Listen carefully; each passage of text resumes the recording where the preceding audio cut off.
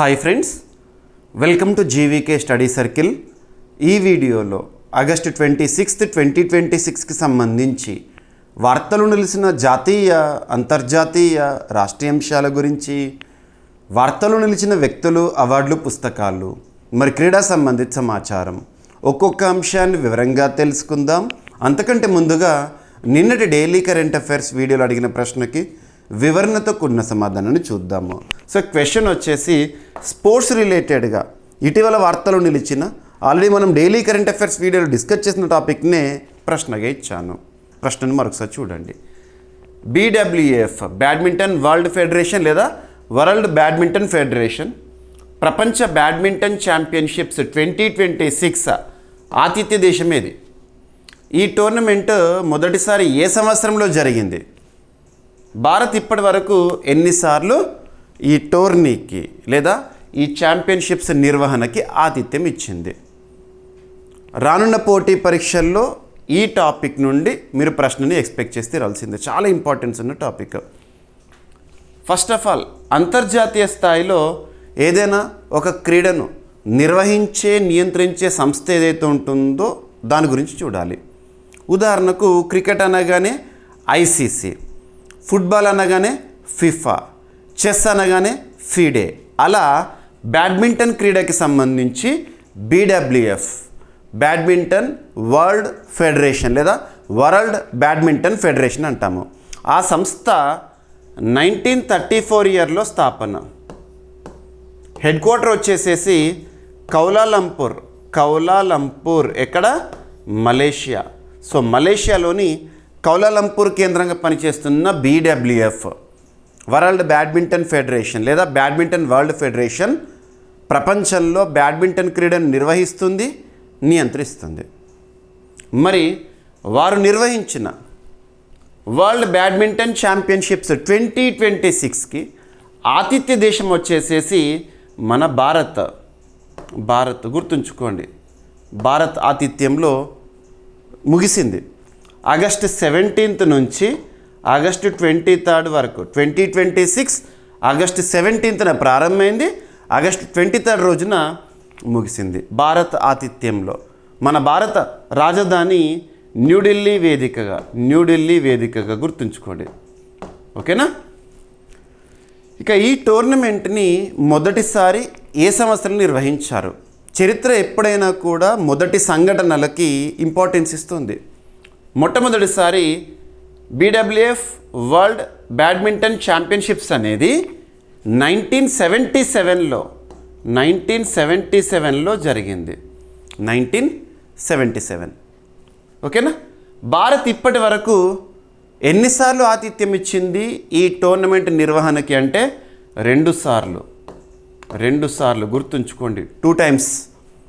మొదటిసారి ఎప్పుడు అంటే 2009 ఇయర్, అప్పుడు హైదరాబాద్ వేదికగా.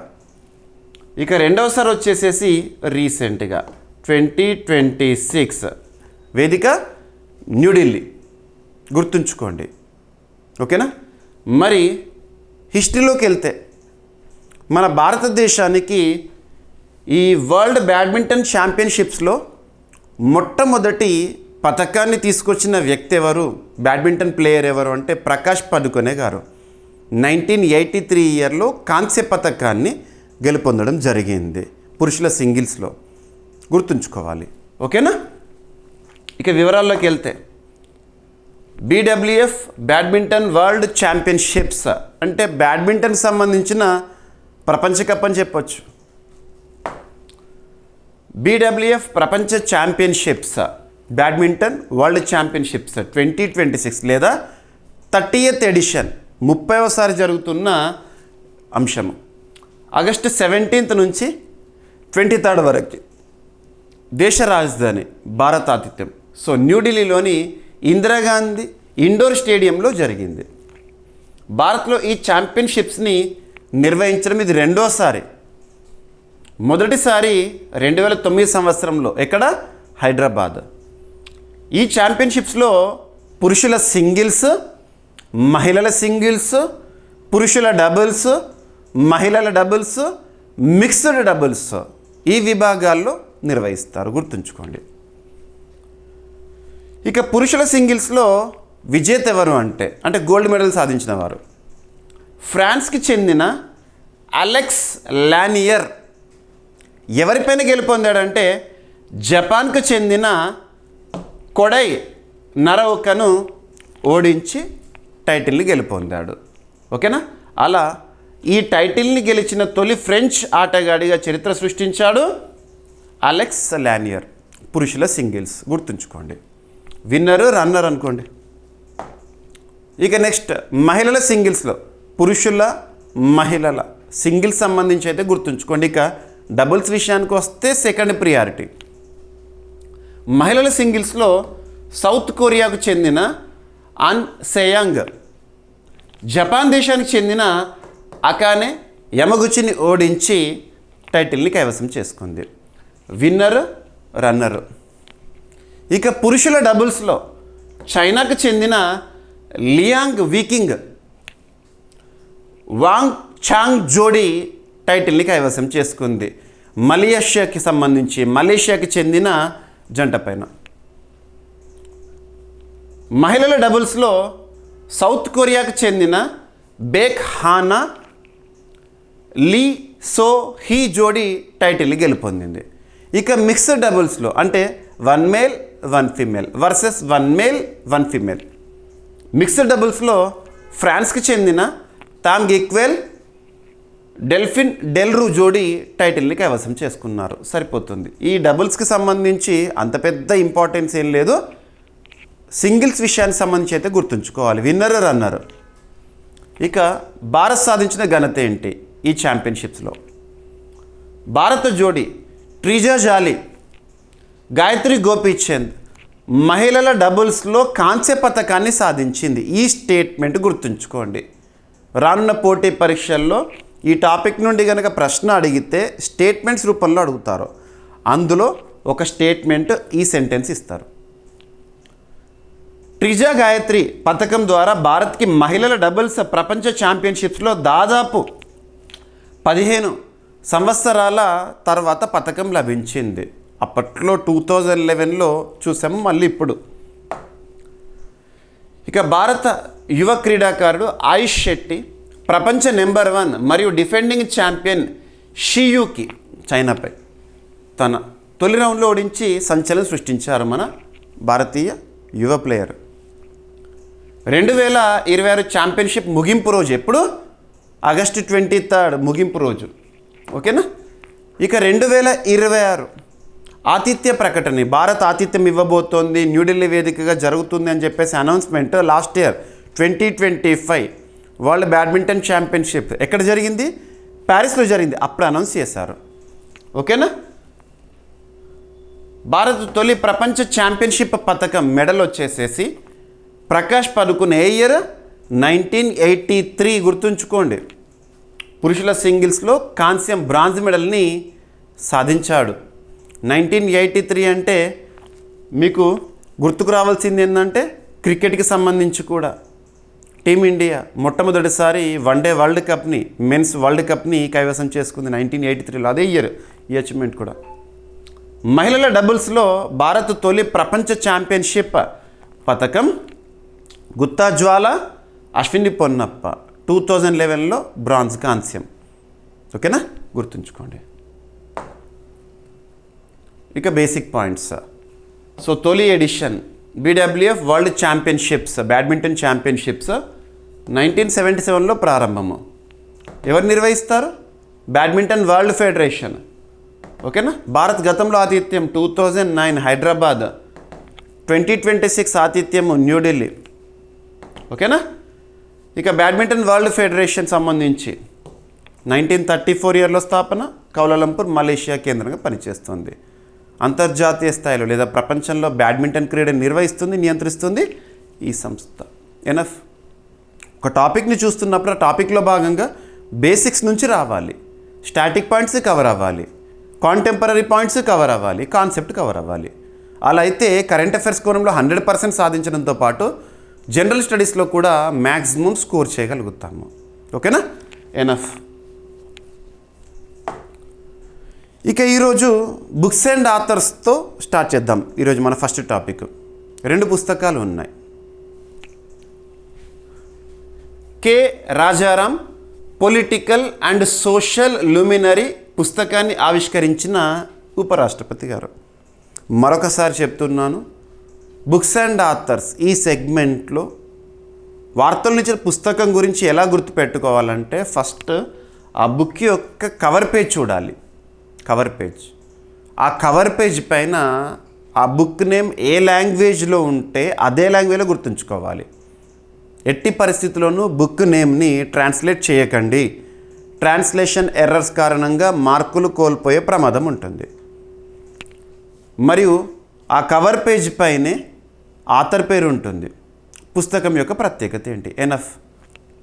సో బుక్ వచ్చేసేసి కె రాజారాం గారికి సంబంధించి. కె రాజారాం గారు ఎవరంటే తమిళనాడు రాష్ట్రానికి చెందిన వ్యక్తి. సామాజిక సేవలో గుర్తింపు పొందినవారు మరియు రాజకీయ నాయకుడిగా కూడా తనకంటూ గుర్తింపు పొందిన ఒక వ్యక్తికి సంబంధించి జీవితంలో చోటు చేసుకున్న ముఖ్య ఘటనలు, సంఘటనలు, విశేషాలు అన్నిటినీ కూడా పుస్తక రూపంలో మన ముందుకు తీసుకురావడం జరిగింది. K Rajaram political and social luminary అనే పుస్తకం రీసెంట్గా న్యూస్లో ఉంది. ఆ పుస్తకాన్ని ఎవరు రచించారంటే రాణి మైంథన్ రచయిత. పుస్తకం పేరు ఎవరికి సంబంధించి? కె రాజారాం గారికి సంబంధించింది. తనెవరు? తమిళనాడు రాష్ట్రానికి చెందిన వ్యక్తి. మరి పుస్తకాన్ని ఆవిష్కరించిన వారు, ఈ విడుదల కార్యక్రమం ఎవరి చేతుల మీదుగా జరిగింది? ప్రస్తుతం భారతదేశంలో 2వ అత్యున్నత పదవిలో ఉన్న వ్యక్తి ఉపరాష్ట్రపతి సిపి రాధాకృష్ణన్ గారి చేతుల మీదుగా. ఓకేనా? తమిళనాడుకు చెందిన ప్రముఖ రాజకీయ సామాజిక నాయకుడు దివంగత కె రాజారాం జన్మ శతాబ్ది సందర్భంగా ఈ పుస్తకాన్ని రీసెంట్గా విడుదల చేశారు. కె రాజారాం గతంలో తమిళనాడు ప్రభుత్వంలో మంత్రిగా, ఒక మినిస్టర్గా, తమిళనాడు శాసనసభ స్పీకర్గా కూడా పనిచేశారు. ఆయన జీవితం, రాజకీయ ప్రస్థానం, ప్రజాసేవ, సమాజానికి అందించిన సేవలను ఈ పుస్తకంలో వివరించారు. కొన్ని సందర్భంలో పుస్తకానికి ఇంపార్టెన్స్ ఉన్నా లేకపోయినా పుస్తక ఆవిష్కరణ కార్యక్రమంతో ఇంపార్టెన్స్ వస్తుంది. ప్రముఖులు కనుక ఒక పుస్తకాన్ని విడుదల చేశారనుకోండి, వారి చేతుల మీదుగా విడుదల కార్యక్రమం, ఆవిష్కరణ కార్యక్రమం జరిగిందనుకోండి, అలా కూడా ఇంపార్టెన్స్ వస్తుంది. భారత ప్రధాని గారి చేతుల మీదుగా ఇటీవల కాలంలో ఏదైనా పుస్తకం విడుదలైందనుకోండి, అది ఇంపార్టెంటే. రాష్ట్రపతి గారు ఏదైనా పుస్తకాన్ని ఆవిష్కరించారనుకోండి, అది ఇంపార్టెంట్. ఉపరాష్ట్రపతి గారు కానివ్వండి, ఇటువంటివి. ఓకేనా? ఇక నెక్స్ట్ బుక్ వచ్చేసేసి కహో కాళిదాస్ అనే పుస్తకాన్ని ఆవిష్కరించారు గజేంద్ర సింగ్ షెకావత్ గారు, కేంద్ర మంత్రి. గజేంద్ర సింగ్ షెకావత్ గారు కేంద్ర మంత్రి అంటున్నాను. ఏ శాఖకి? Ministry of culture and tourism. Concern minister ఎవరు? గజేంద్ర సింగ్ షెకావత్ గారి చేతుల మీదుగా ఆవిష్కృతమైన లేదా విడుదలైన ఒక పుస్తకం కహో కాళిదాస్. కాళిదాస్ గారి పేరు చెప్పగానే మీకు ఏం గుర్తుకు రావాలి? ఒక గొప్ప కవి, సంస్కృత మహాకవి అని చెప్పొచ్చు. ఓకేనా? తన జీవితంలో చోటు చేసుకున్న విషయాలు ఏవైతే ఉంటే వాటిని పుస్తక రూపంలో తీసుకొచ్చారు. ఫస్ట్ కాళిదాస్ గారికి సంబంధించిన బేసిక్ పాయింట్ చూడండి. ప్రాచీన భారతదేశానికి చెందిన ప్రముఖ సంస్కృత మహాకవి, నాటకకర్త. సాధారణంగా ఆయనను గుప్తుల కాలంతో అనుసంధానిస్తారు. అయితే ఆయన జీవించిన ఖచ్చితమైన కాలంపై ఇప్పటికి కూడా భిన్నాభిప్రాయాలు ఉన్నాయి. ఎగ్జాక్ట్ ఈ ఇయర్స్లో ఉన్నారు అని చెప్పేసి అధికారికంగా చెప్తారు. ప్రధాన నాటకాలు కాళిదాస్ గారికి సంబంధించి అభిజ్ఞాన శాకుంతలం, మీరు వినే ఉంటారు. మాళవికాగ్నిమిత్రం, హిస్టరీలో ఇంపార్టెంట్ బుక్ ఇది. విక్రమోర్వశీయం. ఇక ప్రధాన కావ్యాలు కాళిదాస్ గారు రాసినవి మేఘదూతం, రఘువంశం, కుమార సంభవం, ఇవన్నీ ఇంపార్టెంటే. పోటీ పరీక్షల్లో చాలాసార్లు అడిగారు ఈ పుస్తకాలు, ఈ కావ్యాల గురించి ఎవరు రచయిత అని చెప్పేసేసి. ఇక అభిజ్ఞాన శాకుంతలం ప్రపంచవ్యాప్తంగా ప్రసిద్ధి చెందిన సంస్కృత సాహిత్య రచనల్లో ఒకటి. మరి అటువంటి కాళిదాస్ గారికి సంబంధించిన ఒక పుస్తకాన్ని ఇటీవల విడుదల చేశారు. Ministry of culture and tourism ఎవరు? గజేంద్ర సింగ్ షెకావత్ గారు కహో కాళిదాస్ అనే పుస్తకాన్ని న్యూఢిల్లీలో ఆవిష్కరించారు. ఈ పుస్తకం గురించి మీరు అబ్జర్వ్ చేస్తే పిఐబి ప్రెస్ ఇన్ఫర్మేషన్ బ్యూరోలో ఇచ్చారు. పిఐబి వెబ్సైట్లో మీరు ఆగస్ట్ 25th పిఏబి వెబ్సైట్ చూడండి, అందులో కనబడుతుంది. ఓకేనా. మరి ఈ పుస్తకాన్ని ఎవరు రచించారు అంటే యుగల్ జోషి గారు. రచయిత పేరు గుర్తుంచుకోండి.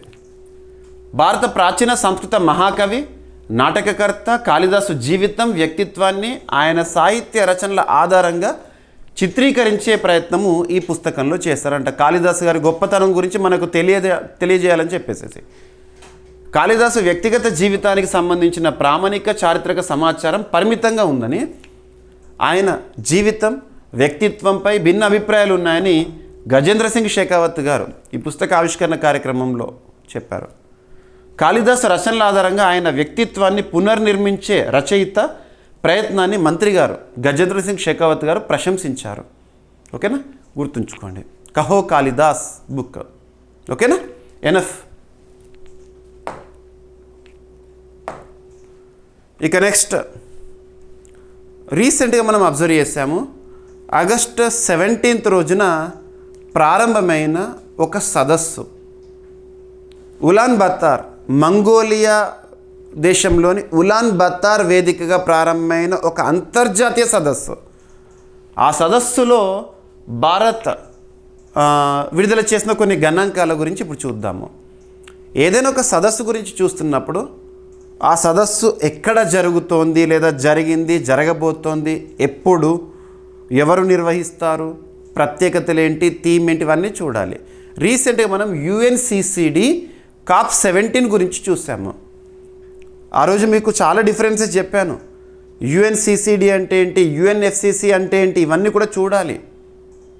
రియో కన్వెన్షన్స్ మూడింటిలో ఒకటి UNCCD conventions, United Nations convention to combat desertification, UNCCD, United Nations convention to combat desertification, UNCCD. వీరికి సంబంధించి COP17 కాన్ఫరెన్స్ ఆఫ్ పార్టీస్. ఈ కన్వెన్షన్, UNCCD కన్వెన్షన్ అనేది 1994 జూన్ 17th రోజున ఆమోదం తెలపబడింది. ఆమోదము. ఓకేనా. ఇక్కడ ప్యారిస్లో. ఎప్పుడు అమల్లోకి వచ్చింది అంటే 1996 నుండి అమల్లోకి వచ్చింది.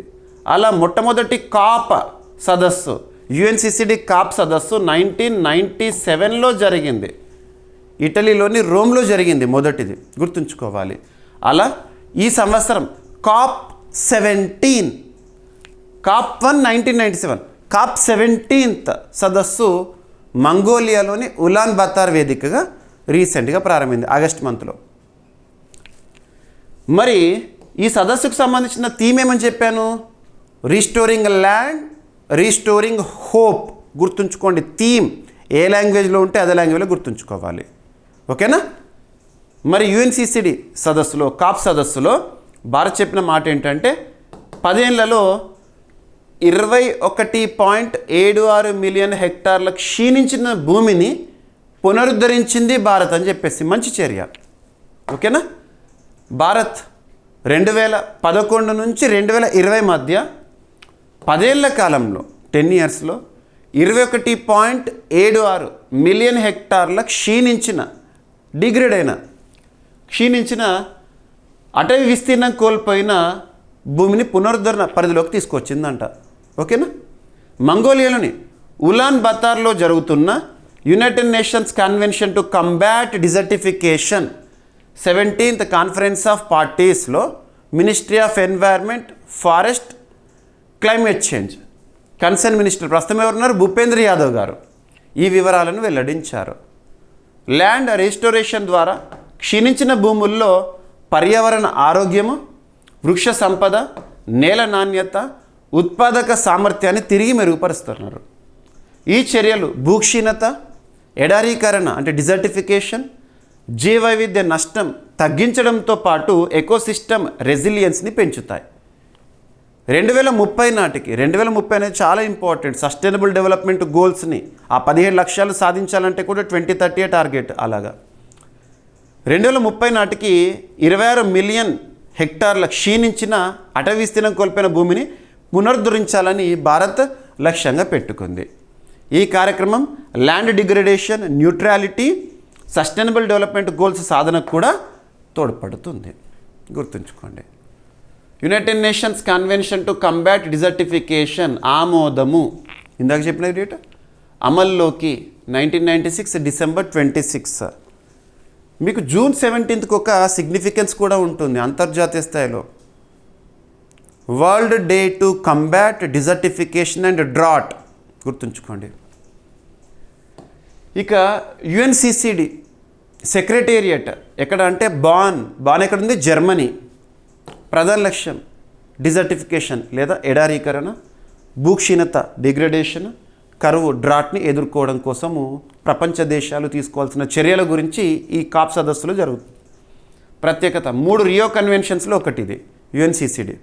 3 రియో కన్వెన్షన్స్ ఏంటి? ఒకటి యుఎన్సిసిడి, ఇంకొకటి UNFCCC, United nations framework convention on climate change అని చెప్పేసి మనం చూస్తాం కదా, అదొకటి. నెక్స్ట్ కన్వెన్షన్ ఆన్ బయోడైవర్సిటీ ఒకటి, గుర్తుపెట్టుకోండి. ఇక యుఎన్సిసిడి కాప్ 17 ఉలాన్ బతార్, ఇక్కడ మంగోలియా. థీమ్ ఏంటి? Restoring land, restoring hope. Enough. మీకు లాస్ట్ ఒక 4-5 డేస్ బ్యాక్ ఈ టాపిక్ గురించి ఇన్ డీటెయిల్గా చెప్పాను. ఇందులో భారత్ విడుదల చేసిన ఒక పుస్తకం ఏంటి, ఇలాంటివి లింక్ చేసుకుంటూ చదవండి, ఓకేనా? ఇక నెక్స్ట్, ఇటీవల కొన్ని రసాయనాలపైన నిషేధం అనేది రెగ్యులర్గా వార్తల్లో చూస్తున్నాం. లాస్ట్ మంత్ మనం పారాకాట్పై భారత ప్రభుత్వం నిషేధాన్ని విధించింది అని చెప్పేసి చూసాము. ఇప్పుడు కార్బోసల్ఫాన్ పురుగుల మందు ఉంటుంది కదా, పురుగు మందు, దానిపై సంపూర్ణ నిషేధానికి కేంద్రం ప్రతిపాదన చేస్తుంది. డ్రాఫ్ట్ అనుకోండి, ప్రతిపాదన అమల్లోకి వస్తుంది ఎలాగో. ఎందుకంటే దీని యొక్క నెగిటివ్ లేదా అడ్వర్స్ ఎఫెక్ట్స్ని చూస్తున్నాము. రైతులపైన కానివ్వండి, పంటపైన కానివ్వండి, ల్యాండ్ పైన కానివ్వండి, ఈవెన్ జీవరాశులు ఉంటాయి కదా, పక్షులపైన కానివ్వండి. ఒక చిన్న హిస్టరీలో జరిగిన లేదా హిస్టరీలో చోటు చేసుకున్న ఒక సంఘటన.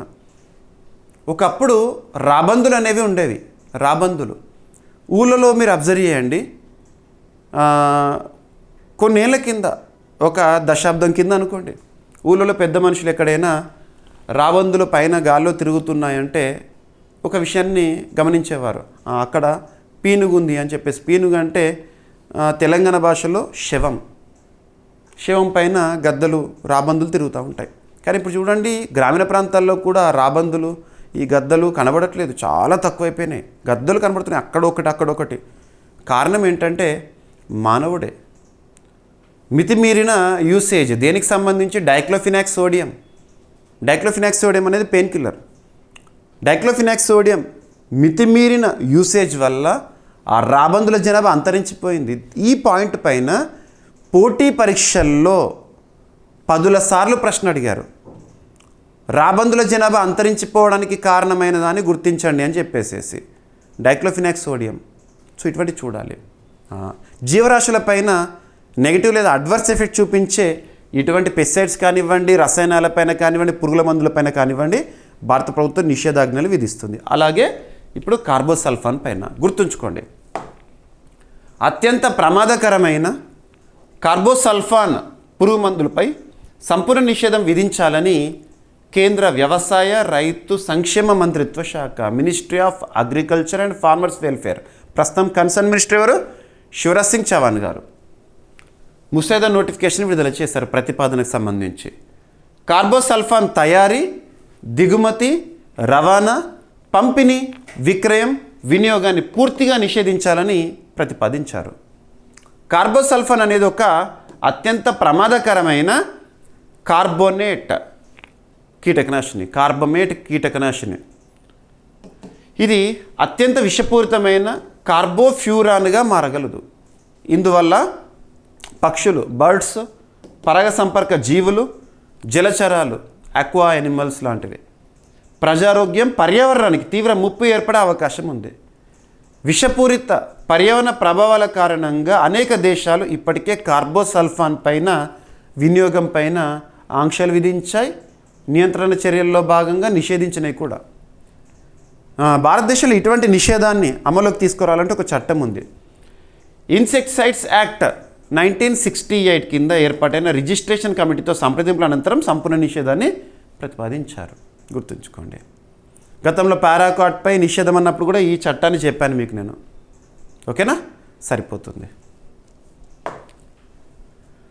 సో కార్బోసల్ఫాన్ రకం కార్బమేట్ ఇన్సెక్టిసైడ్, ఓకేనా, అత్యంత విషపూరితమైన కార్బోఫ్యూరాన్గా మారగలుగుతుంది ఇది.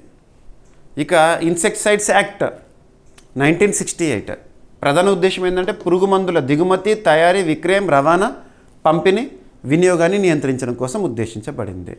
ఓకేనా. Central insecticides board and registration committee మంత్రిత్వ శాఖ ministry of agriculture and farmers welfare పరిధిలో పనిచేస్తుంది. ఇక నెక్స్ట్, ఇటీవల కాలంలో ఏదైనా ఒక పథకానికి సంబంధించి కానీ పాలసీకి సంబంధించి కానీ మనం సాధించిన ఘనతలు, మైల్ స్టోన్స్ గురించి కూడా చూస్తున్నాము. అభ్యర్థులకు మరొకసారి చెప్తున్నాను, వార్తలు ఇచ్చిన పథకాలు, పాలసీలు, డిఫరెంట్ పోర్టల్స్, డిజిటల్ ప్లాట్ఫామ్స్ పైన పోటీ పరీక్షల్లో తప్పనిసరిగా ప్రశ్న అడుగుతారు. మరి వార్తలు నిలిచిన పథకాలు, పాలసీస్ అంటే లాస్ట్ 6 monthsలోనో 1 yearలోనో ప్రారంభించబడినవి, వాటిని మాత్రమే చూసుకొని ఎగ్జామినేషన్కి వెళ్తే సరిపోతుందా అంటే సరిపోదు. అవి ఫస్ట్ ప్రియారిటీ వాటికే ఇవ్వండి. వాటితో పాటు ఎప్పుడో ప్రారంభించబడిన పథకాలైనా పాలసీలైనా ఈరోజు మళ్ళీ న్యూస్లోకి వచ్చిందంటే, ఏదైనా అచీవ్మెంట్తో న్యూస్లోకి వచ్చిన, ఏదైనా గణాంకాలు దానికి సంబంధించి రిలీజ్ అయినా, లేదా పథకంలో వచ్చిన మార్పులు, సంస్కరణల గురించి కానివ్వండి, ఒక పథకం మరొక పథకంలో విలీనం, మర్జైనా కానివ్వండి, ఇటువంటి వాటిపైన మనం ఫోకస్ చేయాల్సి ఉంటుంది. అలాంటిదే నిన్నటి క్లాస్లో మనము యూపీఐ గురించి చూసాము, 10 years ఆఫ్ యూపీఐ అని చెప్పేసి. ఇప్పుడేమో ఈ శ్రమ్ పోర్టల్ ఎప్పుడు ప్రారంభము? 2021 August 26 రోజున. ఇప్పుడు 5 years కంప్లీషన్తో న్యూస్లోకి వచ్చింది. 5 years ఈ శ్రమ్ పోర్టల్. వాస్తవంగా కరోనా పరిస్థితులు చాలా విషయాల్లో మార్పులను తీసుకొచ్చినాయి. ముఖ్యంగా వలస కార్మికులు కానివ్వండి, శ్రామికులు కానివ్వండి, వారి కోసం సంక్షేమ పథకాలు అనేవి బెనిఫిట్స్ టు ద బెనిఫిషరీస్ అనే ఉద్దేశంతో చాలా మార్పులు వచ్చినాయి. ఈ శ్రమ్ పోర్టల్ అనేది శ్రామికుల రిజిస్ట్రేషన్కి సంబంధించి అండర్ విచ్ మినిస్ట్రీ అంటారు? Ministry of labour and employment. ప్రస్తుతం భారతదేశంలో కన్సర్న్ మినిస్టర్ ఎవరంటే మన్సుఖ్ మాండవ్య గారు. గుర్తుంచుకోండి. 5 ఏళ్ళు పూర్తి చేసుకున్న ఈ శ్రమ్ పోర్టల్ 5 ఏళ్ళు పూర్తి చేసుకుంది ఈరోజు August 26తో. August 26th 2021 to August 26th 2026. అసంఘటిత అంటే ఇన్ఫార్మల్ సెక్టార్, అసంఘటిత రంగ కార్మికుల కోసం ప్రారంభించిన ఈ శ్రమ్ పోర్టల్ 2026 August 26తో 5 ఏళ్ళు పూర్తి చేసుకుంటుంది ఈ రోజుతో. దీనిని ministry of labour and employment 2021 August 26న ప్రారంభించారు. అసంఘటిత కార్మికుల కోసం భారత్ తొలి Aadhaar authenticated national database of unorganised వర్కర్స్ని ఈ పోర్టల్ ద్వారా రూపొందించారు. నేషనల్ ఇన్ఫర్మాటిక్స్ సెంటర్ ఈ పోర్టల్ని అభివృద్ధి చేసింది. ఎవరు అభివృద్ధి చేస్తారు? ఈ శ్రమ్ పోర్టల్ని అంటారు నేషనల్ ఇన్ఫర్మాటిక్స్ సెంటర్. నమోదైన ప్రతి కార్మికుడికి 12 అంకెల ఒక యూనిక్ ఐడి ఇస్తారనుకోండి. అంటే ఏంటి? Universal account number, ID, same Aadhaar card లాగా. 2026 August 18 నాటికి 31.89 కోట్లకు పైగా అసంఘటిత కార్మికులు ఈ శ్రమ్లో నమోదయ్యారు. ఒకే వేదిక ద్వారా సంక్షేమ ప్రయోజనాలను అందించేందుకు 15 సామాజిక భద్రతా సంక్షేమ పథకాలను ఈ పోర్టల్తో అనుసంధానించారు. ప్రధానమంత్రి జీవన్ జ్యోతి బీమా యోజన, సో ఇవన్నీ కూడా మనకు సోషల్ సెక్యూరిటీ స్కీమ్స్. ప్రధానమంత్రి సురక్ష Bima Yojana, Pradhan Mantri Shram Yogi Maandhan, national career service, skill India digital hub వంటి పథకాలు, సేవలను పొందేందుకు ఇది ఉపయోగపడుతుంది. ఈ పోర్టల్ 22 భారతీయ భాషలకు మద్దతు ఇస్తుంది. 22 అంటే మనకి ఏం గుర్తుకురాలి? మళ్ళీ దేశంలోనే అత్యున్నత చట్టమైన రాజ్యాంగంలో 8వ షెడ్యూల్లో గుర్తించబడిన భాషలు. Official languages recognised by constitution mentioned in which schedule? 8th schedule. వలస కార్మికులు, నిర్మాణ కార్మికులు, గిగ్, ప్లాట్ఫామ్ వర్కర్స్ని కవర్ చేస్తుంది. వలస కార్మికుల కుటుంబ వివరాలను కూడా నమోదు చేయడంతో పాటు దేశవ్యాప్తంగా అర్హత కలిగిన సామాజిక భద్రత, సంక్షేమ ప్రయోజనాల పోర్టబిలిటీకి ఈ పోర్టల్ అనేది తోడ్పడుతుంది. అప్లికేషన్ ప్రోగ్రామింగ్ ఇంటర్ఫేసెస్ ద్వారా ప్రభుత్వ సంస్థల మధ్య సురక్షిత డేటా షేరింగ్కి అవకాశం కల్పించి సంక్షేమ పథకాల సమర్థ అమలులో కీలకము. ఓకేనా? సో ఈ శ్రమ్ పోర్టల్కి సంబంధించిన బేసిక్ పాయింట్స్ అన్నీ కూడా డైరెక్ట్గా గుర్తుంచుకోండి. ఇవన్నీ కూడా మీకు ఇందాక నేను చెప్పాను కదా, అవన్నీ సరిపోతుంది. ఎగ్జామినేషన్లో అడుగుతారు. ఓకేనా? 5 years కంప్లీషన్తో న్యూస్లో ఉంది. ఏదైనా ఒక పథకం గురించి చూసినప్పుడు ఆ పథకాన్ని ఎప్పుడు ప్రారంభించారు, అంటే ఏ సంవత్సరము, ఏ డేట్, ఏ మంత్రిత్వ శాఖ పరిధిలో, అంటే నోడల్ మినిస్ట్రీ, పథకం యొక్క ప్రయోజనం ఏంటి, సరిపోతుంది. ఈ పథకం యొక్క ప్రయోజనం, ఉద్దేశం ఏంటి, అసంఘటిత కార్మికుల కోసము. ఓకేనా? ఇక రక్షణ రంగానికి సంబంధించి అభ్యర్థులకు మరొకసారి చెప్తున్నాను, రానున్న ఏ పోటీ పరీక్ష అయినా, ఏ స్థాయి పోటీ పరీక్ష అయినా డిఫెన్స్ రిలేటెడ్గా మనం ఎక్కువ మొత్తంలో ప్రశ్నలను ఎక్స్పెక్ట్ చేస్తే రాల్సిందే. కారణం ఏంటంటే ప్రతిరోజు అట్లీస్ట్ 2 to 3 టాపిక్స్ న్యూస్ పేపర్లో డిఫెన్స్ రిలేటెడ్గానే కనబడుతున్నాయి. ఓకేనా? ఇక్కడ అబ్జర్వ్ చేస్తే డిఆర్డిఓ క్షిపణి టెక్నాలజీలను భారత పరిశ్రమలకు బదిలీ చేసేందుకు రాజ్నాథ్ సింగ్ గారు ఆమోదం తెలిపారు. ఎవరు రాజ్నాథ్ సింగ్ గారు? Ministry of defence concern minister. DRDO అంటున్నాను, డిఫెన్స్ రీసెర్చ్ డెవలప్మెంట్ ఆర్గనైజేషన్. భారతదేశంలో రక్షణ రంగంలో పనిచేస్తున్న అత్యున్నత సంస్థ డిఆర్డిఓ. ఏ సంవత్సరంలో స్థాపన? 1958. హెడ్ క్వార్టర్ ఇక్కడ న్యూఢిల్లీ. డిఆర్డిఓకి ప్రస్తుతం చీఫ్గా ఎవరు విధులు నిర్వర్తిస్తున్నారు? డిఫెన్స్ సెక్రటరీగా ఉన్న రాజేష్ కుమార్ సింగ్ గారు డిఆర్డిఓకి అదనపు బాధ్యతలను నిర్వర్తిస్తున్నారు. మరి డిఆర్డిఓ అంటే మనకు రక్షణ రంగంలో ఇన్నోవేషన్స్ లేదా అభివృద్ధి అనగానే డిఆర్డిఓ వారే అభివృద్ధి చేశారని ఒక సెంటెన్స్ గుర్తొస్తూ ఉంటుంది. మరి డిఆర్డిఓ వారు అభివృద్ధి చేసిన మిసైల్ టెక్నాలజీస్ ఉంటాయి కదా, వాటిని ఇండస్ట్రీస్కి బదిలీ చేయడము, అందుకు రక్షణ శాఖ ఆమోదం తెలిపింది. ఇండస్ట్రీస్ బదిలీ చేస్తే ఏమవుతుంది? ఇక వాటి యొక్క ఉత్పత్తి అనేది పెరుగుతుంది. ఓకేనా? Defence research and development organisation అభివృద్ధి చేసిన కన్వెన్షనల్ మిసైల్ సిస్టమ్స్ టెక్నాలజీని అర్హత కలిగిన భారత రక్షణ పరిశ్రమలకు బదిలీ చేసేందుకు రక్షణ శాఖ ఆమోదం తెలిపింది. ఆగస్టు 25 నిన్నటి రోజున. డిఆర్డిఓ అభివృద్ధి చేసిన క్షిపణి వ్యవస్థలను రీసెర్చ్ అండ్ డెవలప్మెంట్ దశ నుంచి భారీ స్థాయి పారిశ్రామిక ఉత్పత్తి దశకు తీసుకెళ్లడమే ఈ నిర్ణయం యొక్క ప్రధాన లక్ష్యము. కన్వెన్షనల్ మిసైల్స్ అంటే అణ్వాయుధేతర క్షిపణి వ్యవస్థలు. అణ్వాయుధేతర అంటే న్యూక్లియర్ వెపన్స్ టెక్నాలజీని ఇవ్వడం కాదు, అవి కాకుండా వేరేవి. వీటిని precision strike, air defence, tactical operations వంటి అవసరాలకు ఉపయోగిస్తారు. ట్రాన్స్ఫర్ ఆఫ్ టెక్నాలజీ కింద డిఆర్డిఓ సంబంధిత మ్యానుఫ్యాక్చరింగ్, టెస్టింగ్, ఇంటిగ్రేషన్ సాంకేతిక పరిజ్ఞానాన్ని అర్హత కలిగిన భారతీయ కంపెనీలకు లైసెన్స్డ్ ఉత్పత్తి కోసం అందించవచ్చు. సరిపోతుంది. ఓకేనా? సో దీని ద్వారా ఉత్పత్తి అనేది పెరుగుతుంది, ముఖ్యంగా మిసైల్స్ ఉత్పత్తి ఇటువంటివి. కొన్ని స్టాట్స్ లింక్ చేసుకుందాం. 2025-26 ఆర్థిక సంవత్సరంలో, అంటే గడిచిన ఆర్థిక సంవత్సరంలో భారతదేశంలో రక్షణ రంగ ఉత్పత్తుల విలువ రికార్డు సాధించింది. ఎంత? 1.78 lakh crore rupees. ఒకప్పుడు ఎక్కువగా దిగుమతులపైన ఆధారపడిన మన భారతదేశం ఇప్పుడు ఎగుమతుల వైపు వెళ్తోంది. ఎక్స్పోర్ట్ ఓరియంటెడ్ కంట్రీగా డిఫెన్స్లో కూడా. గడిచిన ఆర్థిక సంవత్సరం 2025-26 ఆర్థిక సంవత్సరంలో మన రక్షణ రంగ ఎగుమతుల విలువ 38,000 కోట్ల రూపాయలకు పైగా ఉంది. ఇవి లింక్ చేసుకోవాలి మీరు. ఓకేనా? ఇక టార్గెట్ కూడా పెట్టుకున్నాం మనము. 2029 నాటికి 3 లక్షల కోట్ల రూపాయల రక్షణ ఉత్పత్తులు సాధించాలని, ఎక్స్పోర్ట్స్ అయితే 50,000 crore rupees వాల్యూని మించాలని చెప్పేసేసి ఇటువంటివి. ఓకేనా? డిఆర్డిఓకి సంబంధించిన బేసిక్ పాయింట్స్. ఇక నెక్స్ట్, భారత్ 4వ అణు జలాంతర్గామి ఐఎన్ఎస్ అరిసూదన్ దీనికి సంబంధించి సీ ట్రయల్స్ అనేవి ప్రారంభము. ఓకేనా? సో ఇది అణు జలాంతర్గామి అంటే సబ్మెరైన్, వాటర్ పైన ప్రయాణాన్ని ప్రారంభించి నీటి లోపల కూడా ప్రయాణం చేసే సామర్థ్యము. మీరు గాజీ మూవీ చూసుంటారు. టర్పెడో అంటే ఏంటి, సబ్మెరైన్ అంటే ఏంటి, ఇది రక్షణ కవచంలో ఎలా పనిచేస్తుంది, ఇలాంటివి. ఇక్కడ మీరు గుర్తుంచుకోవాల్సింది ఐఎన్ఎస్ అంటే ఇండియన్ నేవల్ షిప్ అనొచ్చు, ఇండియన్ నేవల్ సేవల కోసము. అరిసూదన్ అరిదమాను ఇలాంటివి చూస్తాం కదా, ఇప్పుడు అరిసూదన్. దీన్ని ఎవరు నిర్మించుతున్నారు అంటే విశాఖలోని హిందుస్థాన్ షిప్ యార్డ్ లిమిటెడ్, గుర్తుంచుకోండి. ఓకేనా?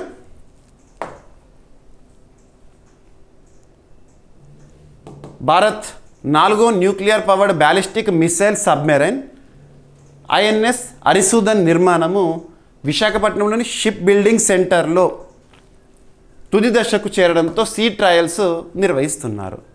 ఓకేనా? సీ ట్రయల్స్ అంటే సింపుల్గా పరీక్షలు అన్నట్టు. అన్నీ అనుకూలించినాయి అనుకోండి, ఇక కమిషనింగ్ చేస్తారు. 2026 చివరి నాటికి సీ ట్రయల్స్ పూర్తయితే 2027లో కమిషనింగ్ దిశగా ముందుకు వెళ్ళే అవకాశం ఉంది. ఐఎన్ఎస్ అరిసూదన్ సుమారు 130 మీటర్ల పొడవు, దాదాపు 7,000 టన్నుల డిస్ప్లేస్మెంట్ కలిగి ఉన్నట్లు సమాచారం. ఇదంతా ప్రాథమిక సమాచారమే. కమిషనింగ్ అయిన తర్వాత దీనికి సంబంధించిన ప్రత్యేకతలు మనము చూడాలి ఇక. ఓకేనా? రైట్. ఇంకొకటి ఐఎన్ఎస్ నిపుణ్ గురించి కూడా మనం డైలీ కరెంట్ అఫైర్స్ వీడియోలో లాస్ట్ ఒక 15 డేస్ బ్యాక్ డిస్కస్ చేసాం.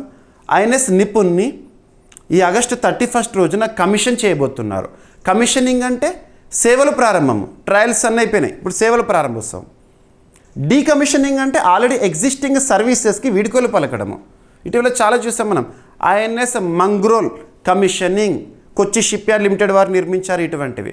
ఇక డీకమిషనింగ్ విషయానికి వస్తే ఇటీవల మనం డిస్కస్ చేసిన దానిలో ICGS Indian coast guard ship Aruna Asaf Ali డీకమిషనింగ్తో న్యూస్లోకి వచ్చింది. ఇలాంటివి చూడండి. So diving support vessel INS Indian naval ship Nipun August 31 రోజున కమిషనింగ్ చేయబోతున్నారు. దీన్ని హిందుస్థాన్ షిప్ యార్డ్ లిమిటెడ్ వారు నిర్మించారు, గుర్తుంచుకోండి. ఆల్రెడీ ఈ టాపిక్ని మనము డిస్కస్ చేసాము 15 డేస్ బ్యాకే. ఓకేనా? ఇప్పుడు కమిషనింగ్ అనేది షెడ్యూల్ అయింది కాబట్టి అఫీషియల్గా మళ్ళీ చెప్తున్నాను.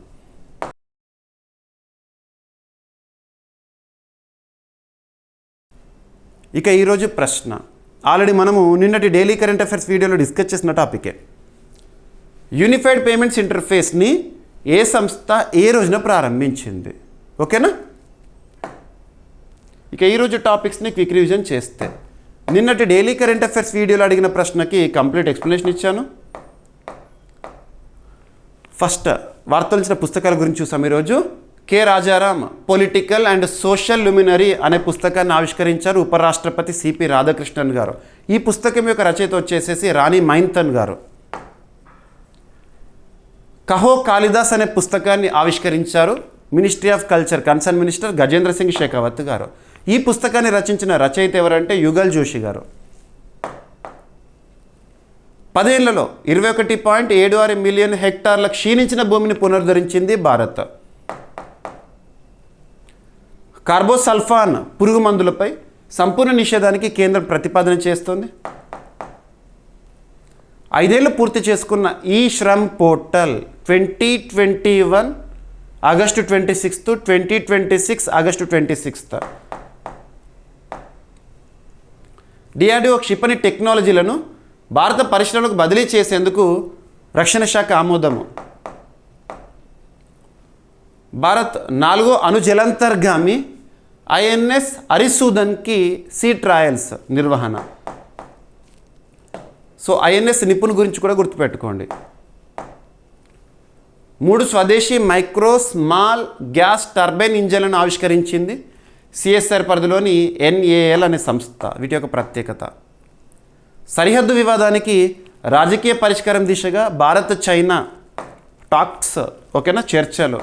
రీసెంట్గా బీజింగ్లో జరిగిన చర్చలు 25th సెషన్ అజిత్ దోవల్ గారు భారతదేశం నుండి వెళ్ళడం జరిగింది. అమరావతి పట్టణాభివృద్ధికి ఆంధ్రప్రదేశ్ యూకే ఒప్పందము. సో ఒప్పందంలో భాగంగా కీలకమైన ఇనిషియేటివ్స్ ఏముండబోతున్నాయి.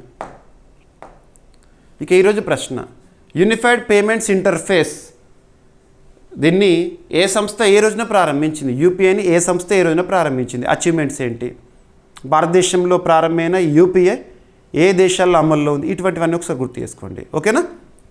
సో ఇవి ఫ్రెండ్స్ ఈరోజు మనం డిస్కస్ చేసిన కరెంట్ అఫైర్స్లో భాగంగా డిస్కస్ చేస్తున్న టాపిక్స్. ఏమైనా మిస్లెనియస్ ఉన్నాయి అనుకోండి, నో నీడ్ టు వరీ, రేపటి క్లాస్లో జోడించి డిస్కస్ చేస్తాను. అభ్యర్థులు ప్రతిరోజు మన డైలీ కరెంట్ అఫైర్స్ వీడియో చూడండి, మీకు ప్రతిరోజు అందిస్తున్నాను.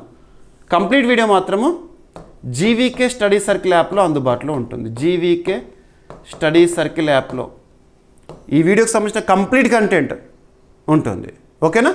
మరియు ఎక్స్ప్లెనేషన్ చూసిన తర్వాత నేను ఇచ్చే పీడిఎఫ్ ఏదైతే ఉంటుందో తెలుగు మీడియం అభ్యర్థుల కోసం తెలుగులో ఇస్తున్నాను, ఇంగ్లీష్ మీడియం అభ్యర్థుల కోసం ఇంగ్లీష్లో ఇస్తున్నాను. జీవీకే స్టడీ సర్కిల్ యాప్లో CA 360 2026 కోర్సులో ప్రతిరోజు daily current affairs complete video ఉంటుంది. మీకు యూట్యూబ్లో టాప్ 5 టాపిక్స్ కానీ టాప్ 6 టాపిక్స్ కానీ ఉంటాయి, కానీ కంప్లీట్ వీడియో మాత్రం CA 360లో ఉంటుంది. ఇక పీడిఎఫ్ ఎవ్రీడే పీడిఎఫ్ తెలుగులోను ఇంగ్లీష్లోనూ ఉంటుంది. ఈ క్లాస్లో ఉన్న కంటెంట్ ఎక్స్ప్రెషన్ అంతా కూడా మీకు పీడిఎఫ్లో ఉంటుంది. ఇక మంత్ ముగియగానే మంత్లీ రౌండ్ ఆఫ్ వీడియోస్ 20 సెగ్మెంట్స్గా ఇస్తున్నాను వీడియోస్. మరియు మంత్లీ మ్యాగజిన్ని తెలుగు మీడియం అభ్యర్థుల కోసం మరియు ఇంగ్లీష్ మీడియం అభ్యర్థుల కోసం ఇంగ్లీష్ మీడియం తెలుగు మీడియం మ్యాగజిన్స్ని రిలీజ్ చేస్తున్నాను ఎవ్రీ మంత్ కూడా. మరియు special videos including PDFs, one liner current affairs, short duration videos and more, ఇవన్నీ కూడా మీకు CA 360 కోర్సులో ఉంటాయి. ఓకేనా? రేపు మళ్ళీ కలుద్దాం. Thank you.